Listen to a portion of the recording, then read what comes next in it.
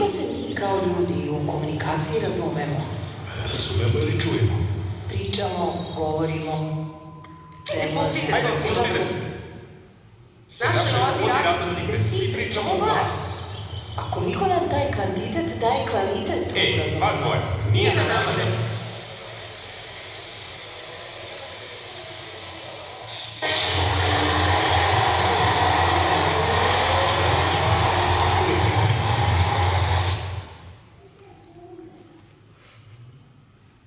Odgovornost da svi ljudi čuju i razumeju jedni druge. Postoji! Kako oni koji ne čuju? Mi koji čujemo ne razumemo one koji ne čuju. Poštovati različitosti znači vredeti onoliko koliko smo za druge zainteresovani i koliko su oni nama i mi njima potrebni.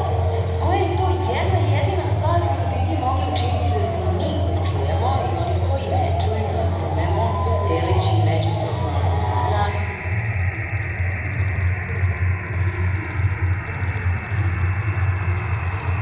Tako da nama koji čujemo ne smeta predloga, a ljudima koji ne čuju omogućiti da čitaju naše misli, ideje i predloge. Kako to bilo? Muka je, vičete, opet se ne... Ambijent i organizacija.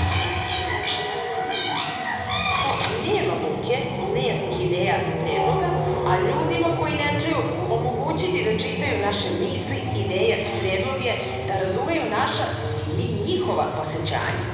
Kada kažeš čitaju, to misliš u prenesenom smislu. Tako je. Ja sam, molim te ne viči, nisam razumela pelete u pitanju.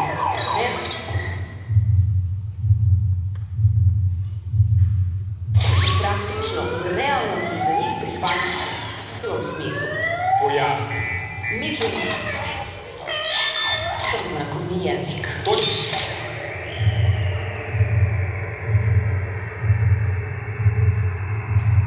Da ih uvek pitaju da li su razumeli.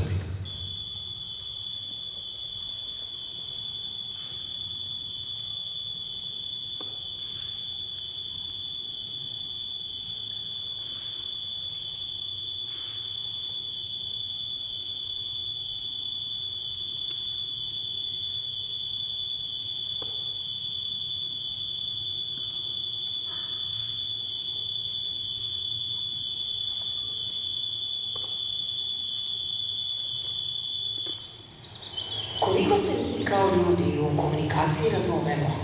Razumemo ili čujemo? Pričamo, govorimo, savjetujemo, Pustite to, filozofiju. Družite se naš rodni različnik gde svi pričamo u glas.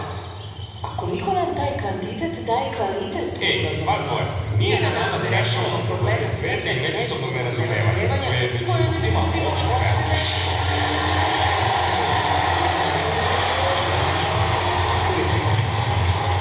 Njima je sigurno još teže nego nama koji čujemo. Postoji li nečija odgovornost da svi ljudi čuju i razumeju jedni druge? Postoji!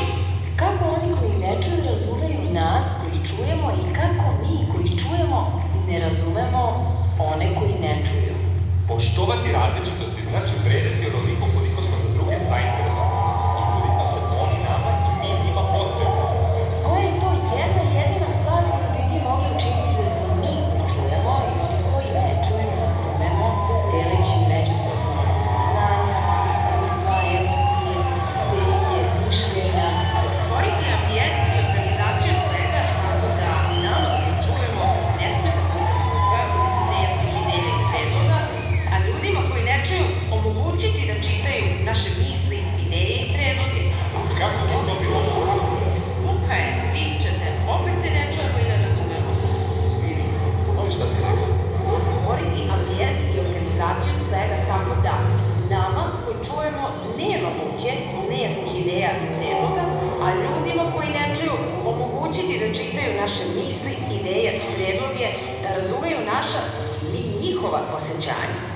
Kada kažeš čitaju, to misliš u prenesenom smislu. Tako je. Ja sam, molim te ne viči, nisam razumela pelete u pitanju. Reci pelo.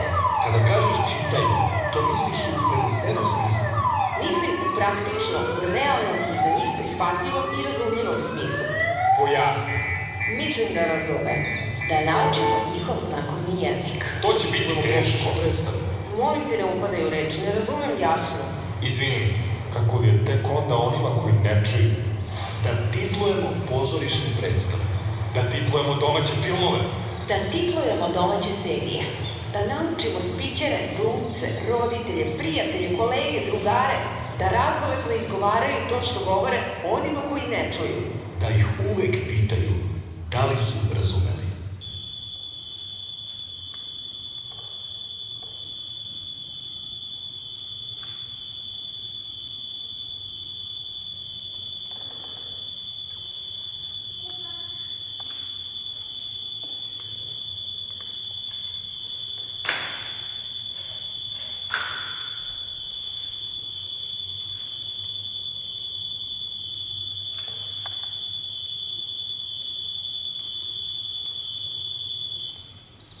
Koliko se mi kao ljudi u komunikaciji razumemo? Razumemo ili čujemo? Pričamo, govorimo, savjetujemo, Hajde, pustite to filozofiranje. Družite se naši rodi različni, da svi pričamo u glas. A koliko nam taj kvantitet daje kvalitet u Ej, vas razumijevanja? dvoje, nije na nama da rešavamo probleme sveta i međusobno nerazumevanje, koje je među ljudima opšte mesto. Jesi li ih čuo što nam govore? Nisam. Nešto razmišljam, kako li je tek onima koji ne čuju? Njima je sigurno još teže nego nama koji čujemo. Postoji li nečija odgovornost da svi ljudi čuju i razumeju jedni druge? Postoji! Kako oni koji ne čuju razumeju nas koji čujemo i kako mi koji čujemo ne razumemo one koji ne čuju? Poštovati različitosti znači vredeti onoliko koliko smo za druge zainteresovani i koliko su oni nama i mi njima potrebni. Koja je to jedna jedina stvar koju bi mi mogli učiniti da se i mi koji čujemo i oni koji ne čuju razumemo, deleći međusobno znanja, iskustva, emocije, ideje, mišljenja? Stvoriti ambijent i organizaciju svega tako da nama koji čujemo ne smeta buka zvuka, nejasnih ideja i predloga, a ljudima koji ne čuju omogućiti da čitaju naše misli, ideje i predloge. A kako bi to bilo dobra ideja. Buka je, vičete, opet se ne čujemo i ne razumemo. Izvini, ponovi šta si rekla. Stvoriti ambijent i organizaciju svega tako da nama koji čujemo nema buke, nejasnih ideja i predloga, a ljudima koji ne čuju omogućiti da čitaju naše misli, ideje i predloge, da razumeju naša i mi njihova osjećanja. Kada kažeš čitaju, to misliš u prenesenom smislu? Tako je. Jasna, molim te ne viči, nisam razumela Belantovo pitanje. Reci, Bel. Kada kažeš čitaju, to misliš u prenesenom smislu? Mislim u praktično, u realnom i za njih prihvatljivom i razumljivom smislu. Pojasni. Mislim da razumem. Da naučimo njihov znakovni jezik. To će biti teško. Predstave. Molim te, ne upadaju reči, ne razumem jasno. Izvini, kako li je tek onda onima koji ne čuju? Da titlujemo pozorišne predstave. Da titlujemo domaće filmove? Da titlujemo domaće serije. Da naučimo spikere, glumce, roditelje, prijatelje, kolege, drugare, da razgovetno izgovaraju to što govore onima koji ne čuju. Da ih uvek pitaju da li su razumeli.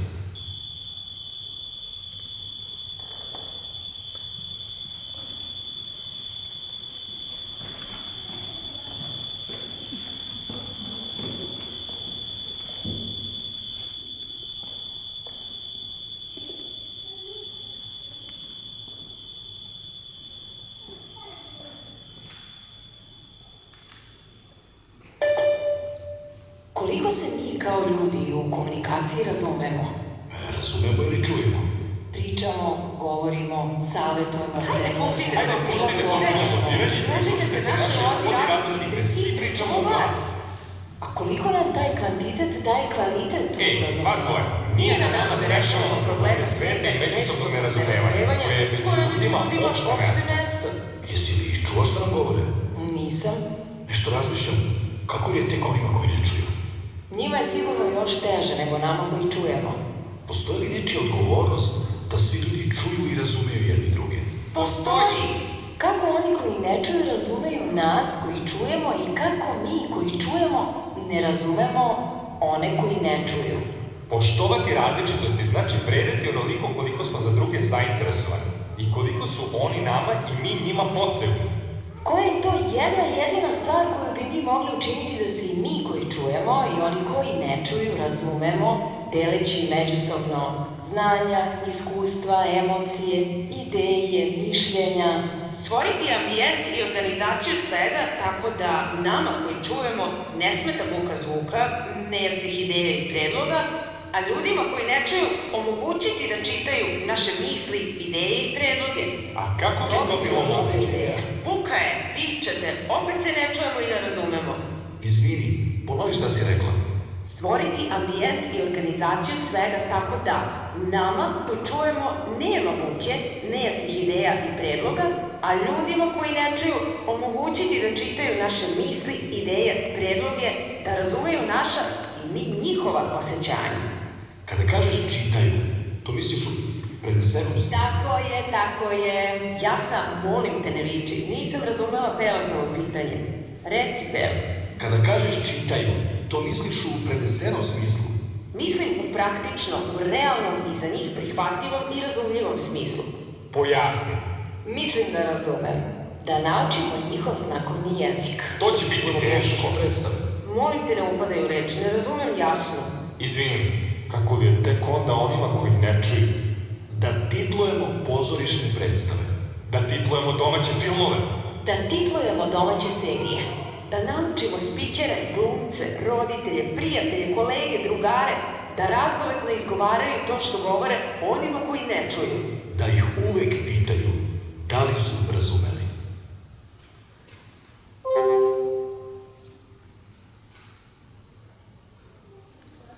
Nekada davno bila su 3 carstva boje, crveno, plavo i zeleno. Svako od njih je pravilo svoju boju, bili su tome jako uspešni, živjeli su jedni pored drugih, ne mešajući se jedni drugima u tome što rade. I kao dobre komšije svako je radio svoj posao. Sve do onog momenta i časa dok se princesa iz zelenog nije zaljubila u princa iz plavog. Ljubav kao i svaka ljubav, velika, jaka i strasna, je buknula, ali u isto vrijeme kako je ta ljubav buknula, tako su kralj i kraljica iz zelenog i kralj i kraljica iz plavog stali protiv te veze i onom istu snagu, koliko je ljubav bila jaka, još većom snagom se razvila u stvari mržnja i neželja da se različite boje međusobno mešaju.